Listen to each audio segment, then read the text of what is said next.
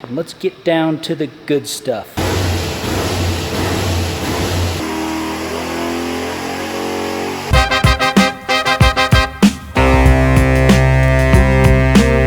All right, what's going on? Welcome back. It's part 3 of my 572 swap into my 1978 K5 GMC Jimmy. Up until this point, you've seen our buddy Jacob Villerman over at Smeding Performance. He gave you a breakdown on the parts, built it, gave you some tips, but now it's time to see what that 572 is putting down. We're heading to the dyno. What's up guys, Jacob here with Smeding Performance in Texas. Today's the day that you've all been waiting for. It's dyno day. We're gonna figure out how much power Zach's 572 makes on the dyno, and I'm gonna go over the entire process to break in this monster as well as get it tuned in. Now that the engine is hooked up on the dyno, it's time to load a base tune. With an engine this big, 572 cubic inch with a pretty large camshaft, we're gonna idle this thing a little bit richer than stoic, so I'm gonna target somewhere in the neighborhood of 14.2 to 1 air fuels, probably 12.5 to 1 wide open throttle. That's a really safe, easy number. We could lean it out to like 12.8 to 12.9, but the horsepower you're gonna gain and see there is totally negligible compared to the cylinder heat that we're gonna experience with a big block.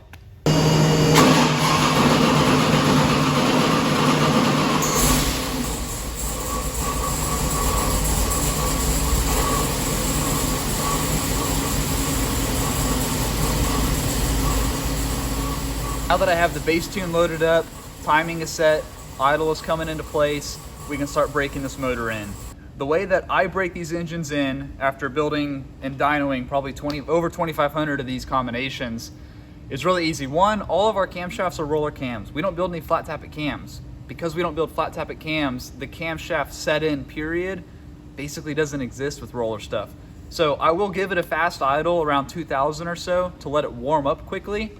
And once everything is warmed up and ready to go, that's kind of it for the valve train. The only other way that we can break this thing in is with heat and cylinder pressure. So once the tune-up looks good and the timing looks good, we'll start making pulls. Pretty simple.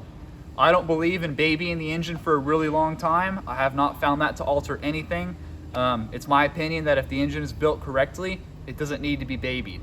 There's no such thing as a bearing break-in. Bearings are a constant part. They shouldn't wear. If they are wearing, something's not right. So once everything's good to go, we'll start making pulls. I'm just getting everything dialed in. I'm looking at the learning chart on the Holley EFI. I'm seeing where we need to adjust the fuel trims to make this dialed in perfectly. And we'll make our quick adjustments, upload that to the computer, and keep on getting this thing worked in.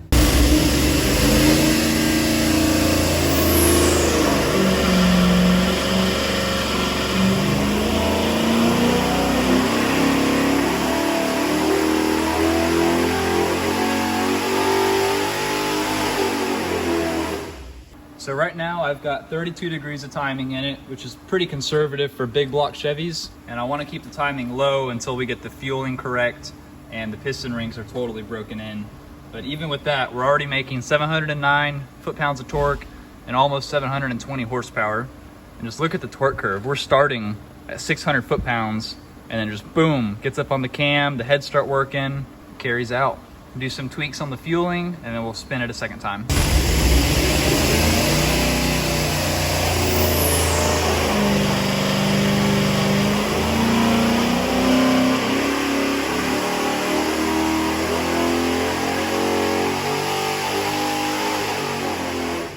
You can see we're still picking up. I got rid of that dip in the middle. It ended up going too lean right there. And I overlay it from the last pull.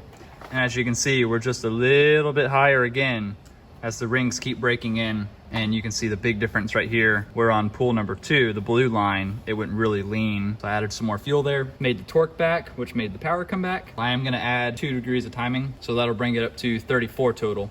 As we make the pulls, you can watch the horsepower start picking up more and more and more. One, this is partly from the tune-up coming in closer and closer, but 2, the rings are starting to seat. Now that we have all that heat and pressure in the cylinders from doing the full run dyno pulls, the rings are starting to seat into their bores. Vacuum is going up. They're able to pull a better charge on the piston and start making more power.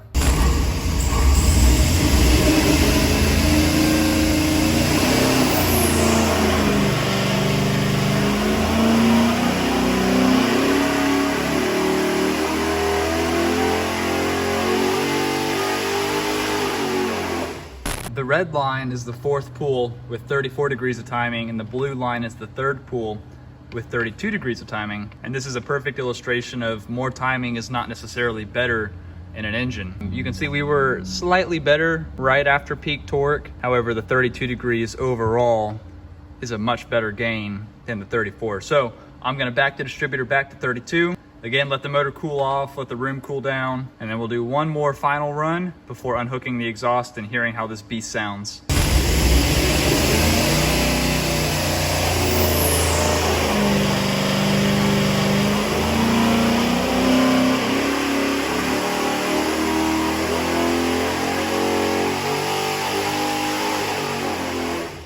Okay, there she is. That is the best I can get out of this.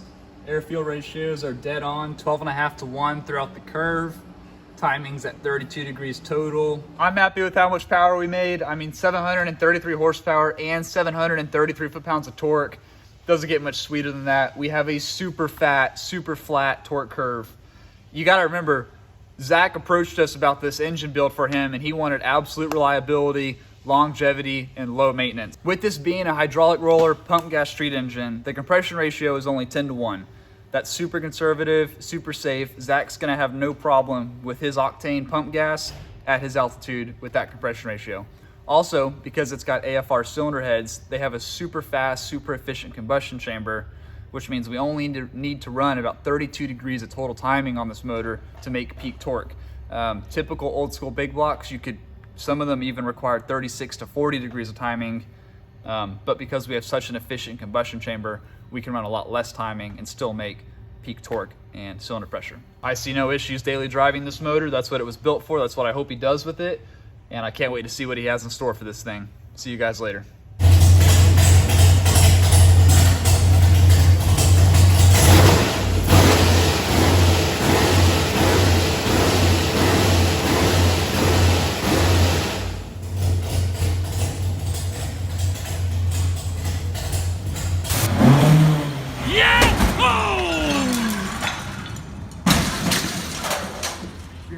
Oh yeah!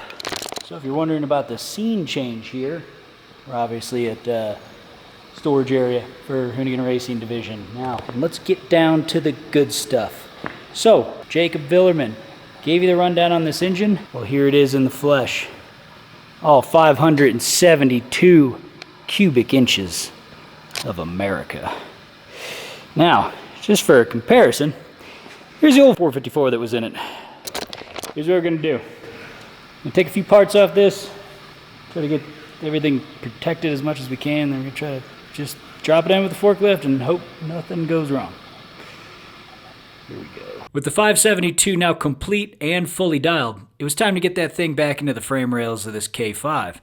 Now, I'm not gonna lie, it was a little bit of a pain in the ass. Mostly because this engine is about 3 inches taller off the deck to the top of the valve covers than the stock 454 was. So a little bit of clearancing on my firewall needed to be done with a sledgehammer. Not gonna lie, it wasn't pretty. But with enough elbow grease, a lot of cursing, and many busted knuckles, we eventually got it in. Well, hot dog. All right, the engine is in. Finally. Turns out the trick was actually bolting the motor mounts directly to the engine, setting it in place, and then bolting the clamshells down to the cross member. Big thanks to this guy. Appreciate it, dude. Yeah, dude. Hell We got yeah. it in. Hell yeah, after we struggled for like 6 hours last night to do it, so it's in. Now, just gotta get everything bolted up and time to rip.